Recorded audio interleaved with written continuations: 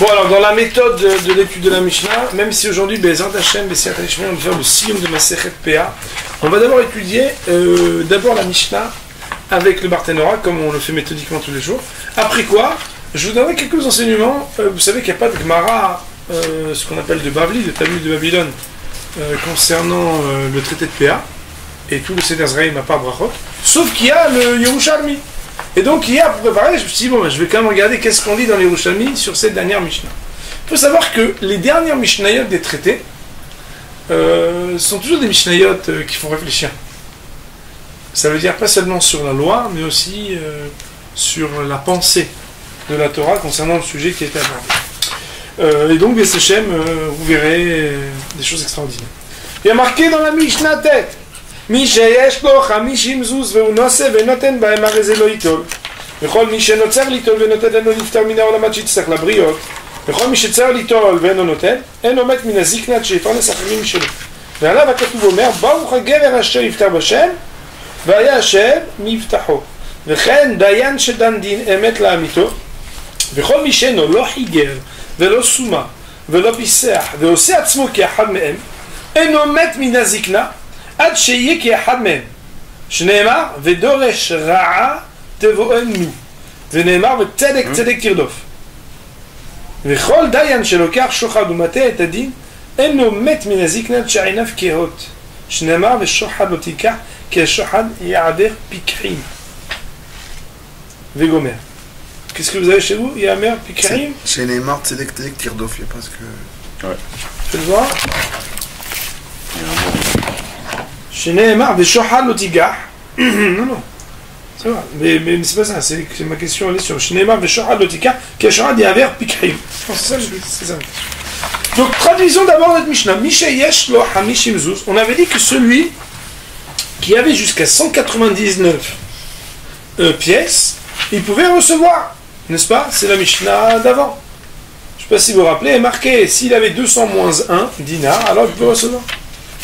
Or, Hamishim Zouz, c'est beaucoup moins que 199 et que 200.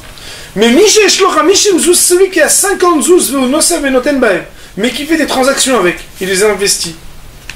Arezé loitol. Il n'aura pas le droit de recevoir les matanot, donc des animes. Il n'aura pas le droit de recevoir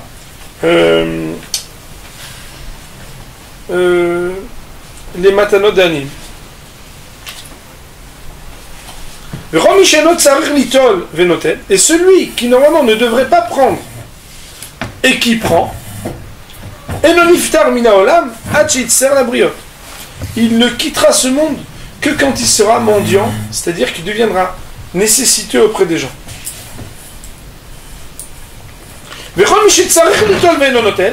Et celui qui normalement il devrait avoir le droit de prendre la tzedaka mais qui ne prend pas, il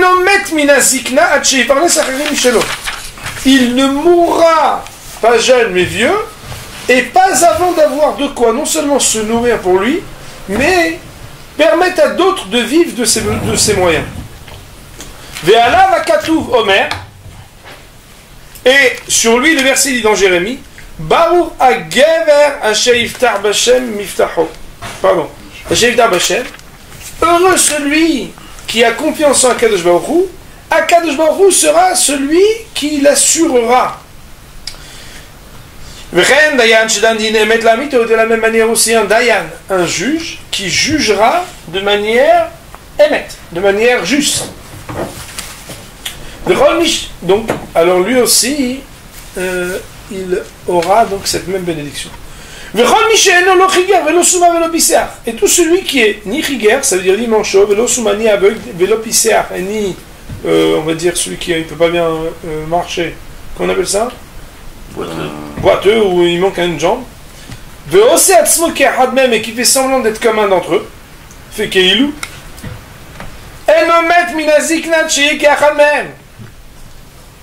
Il ne mourra pas avant de devenir comme un d'entre eux. Ça veut dire que s'il a fait comme s'il était rigueur, alors qu'il n'est pas rigueur, alors il ne mourra pas avant de devenir rigueur. S'il n'était pas souma et qu'il fait comme s'il était souma, un aveugle qui ne voit pas, un hiver, alors il deviendra comme eux. Et la même chose Pisséar. D'où on le sait? Parce qu'il y a marqué dans le Passouk, Vedoresh Rat et Boenu. Celui qui réclame le mauvais,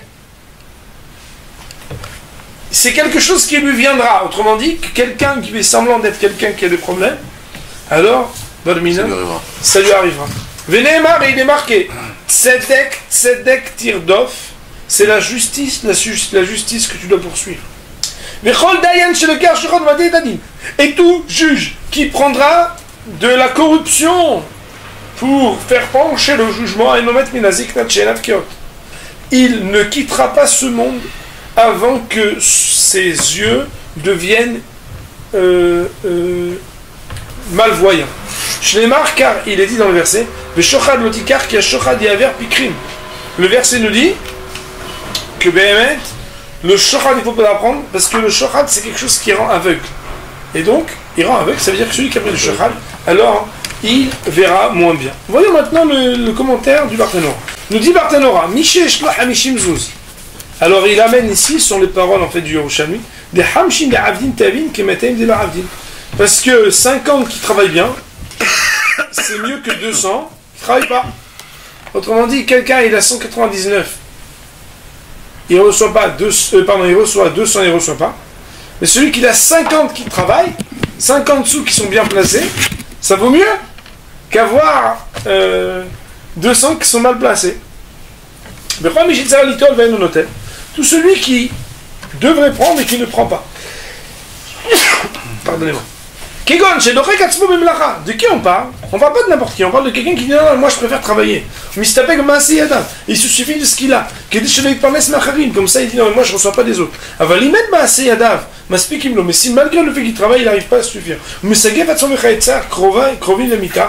Et que Béhémet, il s'applique à lui-même des difficultés qui pourraient l'amener même à mourir. Parce qu'il ne veut pas recevoir. Al-Zéamrou, sur quelqu'un comme ça, écoutez bien ce qui est marqué à Boutaï. Celui qui devrait prendre et qui ne prend pas, il s'appelle chauffeur d'homme. Ça veut dire quoi? C'est quelqu'un qu'il faut suspecter qu'il peut tuer. Pourquoi? Si déjà sur lui-même il n'a pas pitié, il préfère mourir que recevoir de quoi vivre, alors ça veut dire que c'est quelqu'un qui peut laisser même mourir les autres, Dieu préserve, et qui pourrait être un criminel. Salik Masechet PA. Concernant le commentaire du Barthénora, nous avons terminé Baruch Hashem la Masechet PA. Baruch Olam, Amen ve Amen. Hier donc, je me suis dit, bon, il faut regarder, on va pas juste dire une Mishnah, on est là pour... Donc il faut regarder. Donc j'ai pris Yerushalmi hier après-midi, je me suis régalé. Je me suis tellement régalé qu'il n'y avait que des histoires, que j'ai dit, bon, ces histoires-là, au lieu de les préparer seul, je vais avec mon fils. J'ai ramené à la maison, et je vais vous raconter 2 histoires, ou 3 histoires, qui sont ramenées dans la fin de Masechet PA. Il y a un hamoud entier, où il y a 1, 2, 3 histoires qui sont fort intéressantes. Avant que de dire ces histoires, je vais vous citer le Rambam, qui correspond à la fin de Masechet PA, qui est au 10e chapitre de Hilchot Matanot Lani. Le Rambam donc amène des halachot. Et là-bas, il faut savoir que le Rambam, il amène ce qu'on appelle les Shmoné Ma'alot Batzdaka. Il y a 8 niveaux dans la Tzedaka. Et le Rambam, ce qui est très intéressant, il nous dit, dans la halachabet, où le Olam, en adam me'ane min tzedaka ve'en davra ve'lo ezek niglal bigel tzedaka. Jamais quelqu'un qui a donné une tzedaka à quelqu'un, il pourra à cause de ça s'appauvrir ou avoir un ezek, quelque chose de mauvais qui lui vient de la tzedaka. Chez Nehemar, parce qu'il y a un verset qui dit ve'aya ma'aseh tzedaka shalom. Le ma'aseh tzedaka, il sera toujours shalom, ça veut dire il amènera toujours la plénitude, l'harmonie et le bon. Il ne pourra pas amener du mauvais. Mais non. Ce qui est intéressant, c'est que dans la halakha dalet, et vous allez voir pourquoi je vous dis ça, il est marqué Kol hanotin tzedaka le'ani besever panim raot. Si un bonhomme il a donné la tzedaka à un pauvre, mais on pourrait traduire chenef avec une sale tête, ou panam kvushat bakarka, et qu'il est comme ça, afilou natan lo elam zeuvim, même s'il lui a donné 1000 pièces d'or, à Botaï, pas tout le monde dit d'or, ibed sruto ve'ipsida. Il a perdu son mérite. Ipsida, ibed ve'ipsida. Moi, quand j'ai tué ce Rambam, en réalité, j'ai appris que La seule chose qui t'appartient quand tu donnes la tzedaka, c'est pas de donner ou non. Parce que donner, c'est normal de donner. C'est comment tu donnes. Et la noten besever banim yapot ou besimcha ou mitonen imo al tzarato sheneemar im lo bachiti le kashet sera. Ou medaber lo divrei tanchomim venehamot sheneemar velev almana arnin. Autrement dit, dans le Rambam, et celui qui veut regarder pour regarder dans toutes ces halachot-là, on apprend que le plus important dans la mise à zakat, c'est la manière avec laquelle on va donner. Et pas tant est-ce qu'on va donner ou pas. C'est quoi Ifsida? Hein? Ifsida, c'est quoi? Ifsida, ça veut dire qu'il a perdu. C'est comme s'il a pris son salaire et il l'a fait perdre. Pourquoi? Parce que étant donné que son salaire, il est que dans ces verbes panim yafot oraot, c'est que ta tête. Ton salaire, c'est ta tête. Donner, tu dois donner. Parce qu'il y a un issur de ne pas donner et il y a une mitzvah de donner. Mais la manière avec laquelle tu vas donner, c'est ça ton mérite. C'est là-bas que tout va se jouer. C'est-à-dire que celui qui a donné, mais qui l'a donné avec une mauvaise tête, tout ce qu'il aurait pu gagner en donnant, il a perdu. C'est comme si après il avait perdu et l'autre il a trouvé. C'est exactement la même chose. La Gemara elle raconte une histoire. Une histoire qu'une fois il y avait un homme qui s'appelait Shmuel. Il est parti de chez son père et il s'est installé entre deux maisons de Hanim. Et là-bas, il a entendu que un Hani il disait à l'autre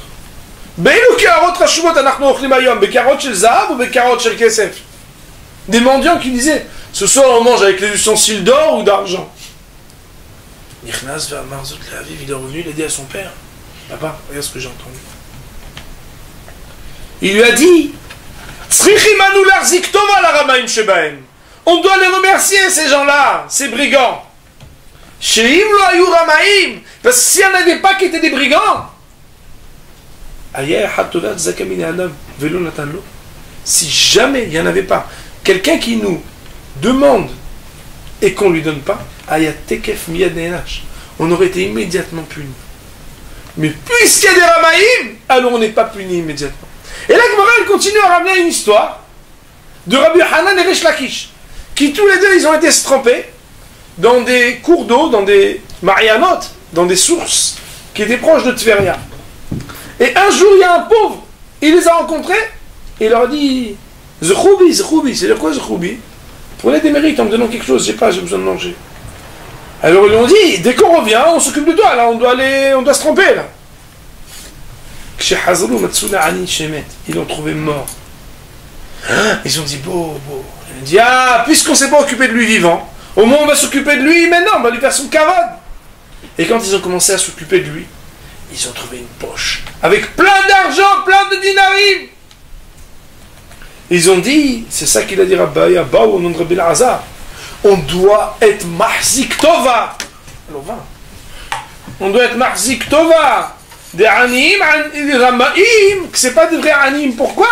Parce que si eux ils n'étaient pas là, chaque fois quelqu'un il nous tend la main et qu'on lui donne pas, on aurait dû être nérinage. Moi je pense que c'est un message qui n'a même pas besoin d'être commenté. Parce que c'est vraiment une flemme et noraïm. Que des fois un homme, il se dit, tu sais, moi j'ai vu que, je pense que, je suspecte que. Ici, le premier enseignement, c'est que même si c'était vrai, allez, tu devrais le remercier à l'ova. Pourquoi? Parce que grâce au fait qu'il y en a des comme ça, toi t'es pas nénache. La Gemara nous raconte après, le Yerushalmi raconte, qu'il y a une histoire avec un homme qui s'appelait Abba Barba. Qu'une fois il a donné à son fils Shmuel des pièces à distribuer aux pauvres.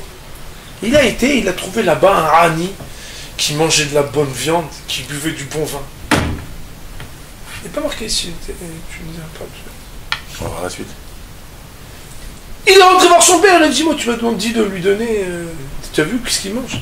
Amar l'oten lo yoter misharanim, donne-lui plus que les autres. Pourquoi? Le fichier Mefunak, le tsarech o tsayetera. Comme il a besoin, il est habitué à beaucoup, il faut lui donner. Et la Gemara, elle raconte, elle dit que Rabbi Yona, c'est un sage la Gemara, il donnait la tzedaka be'askel, il réfléchissait beaucoup. Pourquoi? Il dit, quand il voyait un bonhomme riche qui avait moins d'argent, il venait et disait, dis-moi, j'ai entendu que tes actions ont monté par ailleurs, là. T'as un héritage, regarde, j'ai besoin quelque chose, regarde, je vais te prêter ça et toi tu me rembourses après par un... Il lui faisait une petite entourloupe pour lui faire croire qu'il avait encore des moyens après. Comme ça, l'autre, il acceptait. Et elle peut dire, regarde, j'ai pris l'argent. Oublie, c'est un cadeau. Pourquoi? Parce qu'il voulait pas qu'il ait honte. Il s'est dit, un pauvre, il tend la main, il a pas honte. Et bien, des fois, on se dit, mais comment c'est possible? Un homme, tous les jours, il vient et demande. Il faut pas avoir honte. Mais un riche qui a moins d'argent, il a honte d'aller demander. Alors lui, le Yona, qu'est-ce qu'il faisait?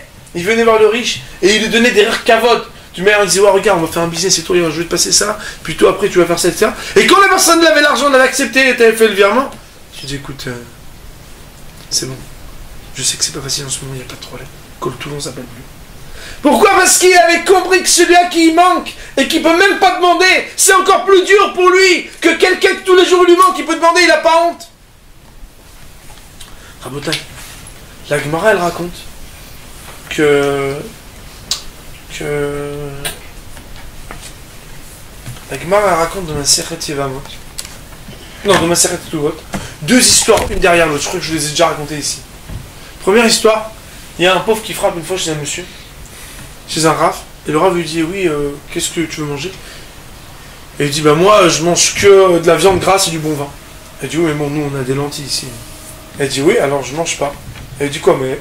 Et non, moi, je mange que ça. Il dit, mais tu trouves pas que c'est exagère? C'est sur le compte de la communauté, là, si je te donne. Il dit, non, que je retrouve même les animaux, il leur donne ce qu'il a besoin. Moi, j'ai besoin de ça, il va me le donner. Frappe à la porte, la sœur du Rav, qu'elle était pas venue depuis 12 ans ou 13 ans, je ne me rappelle pas le détail. Elle arrive avec de la viande bien grasse et du bon vin. Elle dit, alors, mon frère, voilà. Ah, il voit providentiel, incroyable, quel ridouche, quel ashgacha. Il dit, ben voilà, vous pouvez manger avec nous. Et il a mangé de la bonne viande du bon vin. Deuxième histoire dans la même page, la Gemara. Un pauvre qui frappe à la porte, et on lui dit, qu'est-ce que vous mangez? Elle dit, ben moi, je mange des volailles bien grasses et du bon vin. Elle dit, ben non, on n'a pas ça, on a des lentilles.